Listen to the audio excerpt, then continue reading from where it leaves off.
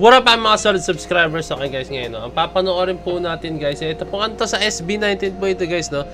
Very big shoutout po kay Thank You Nikki Fancams, no. Kanya po itong video to, no. Ito yung impromptu rap story daw po guys, no. Panoorin natin guys, kuwela daw to as in, no. Shoutout po pala sa mga nakapanood, no, sa mga masaswerte po, no.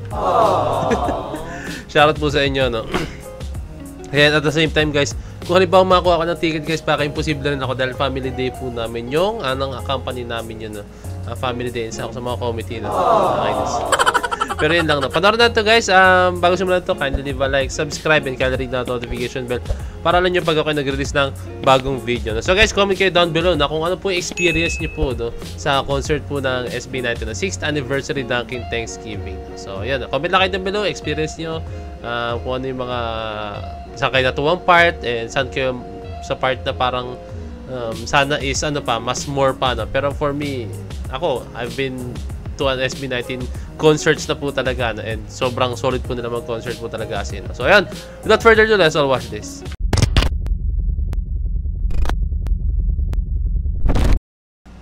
Okay, tara, game.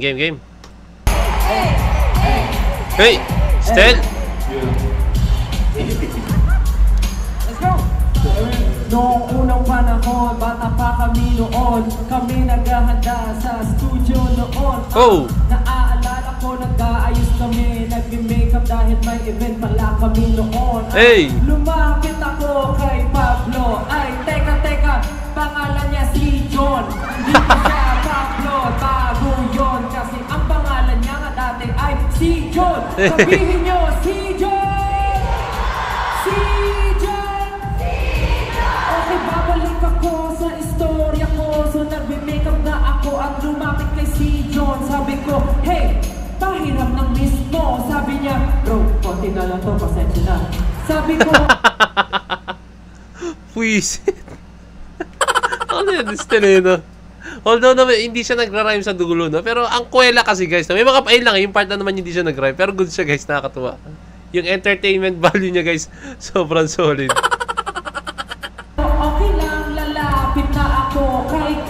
manghihiram ako ng miss. Sabi ko, Ken, pahiram naman ang miss mo. Sabi ni Ken, okay bro, ito ang miss ko. Biglang lumapit si John, sabi sa akin, bro, sige na nga, gamitin mo na yung miss ko. Sabi ko, okay na. Parang yun nangyari, sabi niya is, ano ba, ba't kay Ken siya naman? Sige, gamitin mo na nga ito sa akin. Parang gano'n na. Pare, nandito. Sige na nga, gamitin mo na yung miss ko. Sabi ko, okay lang pare, nandito na yung kay Ken, gagamitin ko na ang miss niya. Okay lang, kahit pag mo na pahiramin sa'yo, kasi ang sabi mo, mauubos na ang miss mo. Pero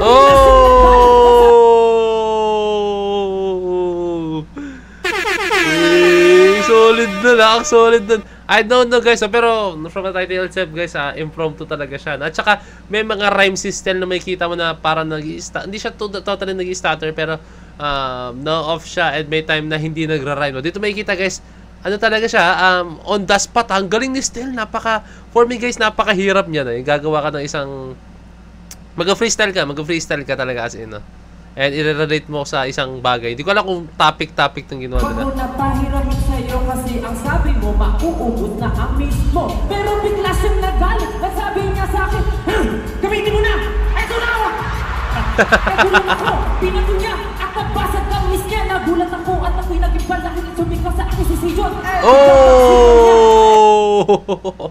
Double time yun guys, solid ha. Double time, meron pang triple time guys. Sa mga rappers dyan, sa mga fan po ng rap dyan, double time is yung di ba usually na lyrics natin is sabihin natin, ito basahin ko to. I was shocked, he threw and kunyari sa beat, I was shocked, he threw and broke the ball of his mist. Pag double time siya guys, I was shocked and threw and miss. Parang bilis siya, pas bibilis yung tempo yung rap niya, no. Tapos meron pa sinasabi triple time. Alam mo, yung sobrang bilis po talaga guys. Nagulat ako at ako'y naging okay lang, kahit pag mo napahiramin sa'yo, kasi ang sabi mo, mauubos na ang miss mo. Pero bigla siyang nagalit at sabi niya sa akin, gamitin mo na! Eto na! Nagulat ako, pinato niya at nagbasag ang miss niya. Nagulat ako at ako'y naging palaki at sumigaw sa akin si John. Niya biglang lumapit si Ken. Bro, bakit mo sinisigawan si Stel? Sa sinabi niya, kinabahan ako, akala ko suntukan niya. Oh! Oh! Ang galing ni Stel, guys. Ang galing ni Stel.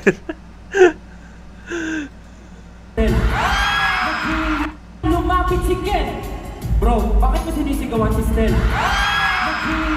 Sa sinabi niya, kinabahan ako, akala ko suntukan niya. Biglang nasabi ni Sidon, pare, bakit ka ba nakikialam dito? Sumagot si Ken, lumapit kay Sidon, dibdib sa dibdib. Ang sabi niya, bakit mga sinisigawan si Stel?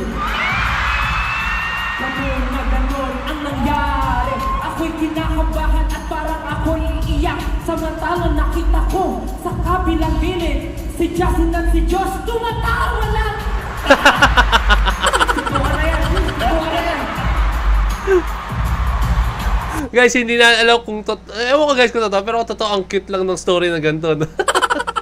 Samantalang ako, nangihiram lang ng miss. Hindi ko alam ang gagawin pagkat kinakabahan na ang isang isang nandun lamang sa isang tabi. Pero ang nangyari, hindi ko natapos ang makeup ko dahil wala na ako miss. Pero okay lang yun. Kasi alam niyo ba, hindi na kami mag-aaway dahil sa isang miss. Kasi ngayon lahat kami may pambili na kahit ilang pangit. Kaya. Let's go.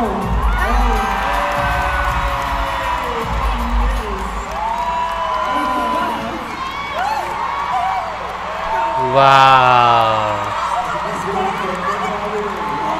Guys, masasabi mo talaga siya impromptu, no? Number one, guys, una-una ko sinabi sa inyo, may mga parts siya na hindi nagra-rhyme, no? Hindi nagra-rhyme, no? Pero ang pinakamahalaga doon, guys, is yung entertainment value po, guys, no? And kung paano niya i-portray, kung paano niya ikwento talaga, kung paano niya po talaga parating yung kwento po, no? Usually, guys, ito ganito yan, itandaan nyo to, Pag nagra-rap po talaga kayo, guys, ito I've been a fan of, nanonood ako ng Flip Top, nanonood ako ng mga rap battles, King of the Dot, nanonood ako ng mga rap battles na yan, guys, no? And usually, guys, may mga lines po dyan na hindi totoo, no? Or may mga lines din dyan na kailangan kasi, guys, makumbinsin mo yung mga tao, no? Yung sinasabi mo is totoo. Kailangan makumbinsin mo na, like, kung ano yung sinasabi mo is kailangan pumasok sila sa mundo na yun, no? Which is, ayun yung nakita ko sa ginawa ni Stel, no? Yung entertainment value niya, ando na yun, guys. Pero, ang pinakamaganda nun, guys, is nakarelate yung mga tao, no? Like, yung to the point na, ala, totoo ba nangyari yun? Ala, bakit ginawa ni Ken yun, no? I'm pretty sure, guys, may meron pong mga tao na mag-aano dyan, na magko-comment, magko-post, ala, ganito pala nangyari sa kanila, no? Pero yung mga magko-post nun, I think, ayun yung mga, alam mo yun, hindi talaga sila kilala as in totally, no? Pero, ang saya lang ng ganito, no? Talagang nagkakasiyahan lang sila. So, ayun, guys, no? For me, yung ginawa ni Stel, impromptu na, no? Sobrang effective po talaga, guys, as in, no?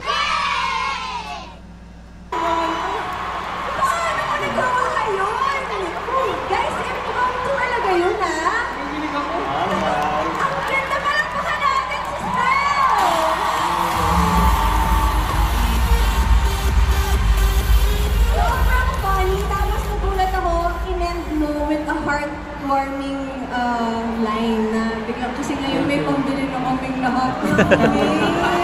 Pero grabe, true to life story yun. Oo. Mukha naman kasi talagang alam mo yung details. Pero alam mo, itong dalawa, imbis na tulungan yung pigilan yung dalawa, talagang nag-ano sila, lalo na to, tawang-tawa sa gilid ko. Tapos sabi niya pa, bakit mo pinigil at magsusuntukan?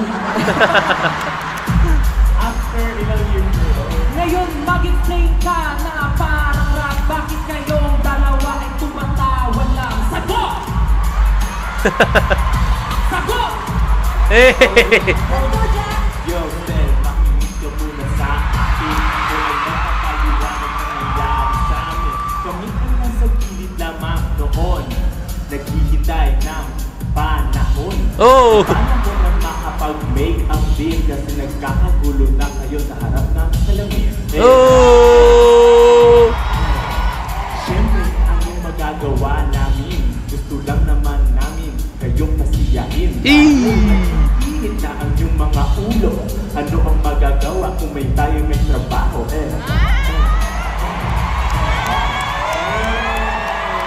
Agoy! Ang galing, galing. Ang galing! Ang galing ni Ja. Talaga nagra-rhyme po talaga yung every end ng words niya guys, yung line or verse niya nagra-rhyme po talaga guys. So, pero tandaan nyo guys, no, hindi naman lagi kailangan is magra-rhyme po sa mga kanta, sa lyrics, no. Kailangan pinakamahalaga po sa kanta is kailangan po pumasok sila sa mundo nyo, no. In-explain po yan ng isa sa mga famous rapper, no. Basahin ko na magating kung sino, no. Kailangan talaga, no, magating kung sino, no. Pero binanggit po yan ng mga rapper guys na sobrang famous po talaga as in, no.